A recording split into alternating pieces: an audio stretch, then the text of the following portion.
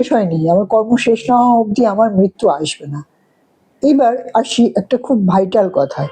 অনেক সময় ছোট বয়সে বাচ্চাদের দেখবেন জনম কুণ্ডলিকে লেখা থাকে এ বেশি দিন বাঁচবে না, এর আয়ু কম। এবার মা বাবা খুব প্যানিক করে, এর খুব আয়ু কম, অনেক মানে তাকে পুতু পুতু করে রাখবে, তাকে তার জীবনে কোনো কিছু করতে গেলে বাবা মা সদা সতর্ক যে এই বুঝি আমার বাচ্চার কিছু হয়ে গেল। আমি সেই সব ভীত মাতা পিতাদের বলবো যে দেখুন, প্রত্যেকটা মানুষ নিজ কর্ম নিয়ে আসে, তো যদি সেই মানুষটি যে জন্মেছে আপনার পেটে, আপনার সন্তান, আপনার তার প্রতি অবশ্যই কনসার্ন থাকবে। সেই কনসার্ন থাকাটা কোনো অপরাধের না, কিন্তু জানবেন সে তার নিজ ভাগ্য নিয়ে জন্মেছে।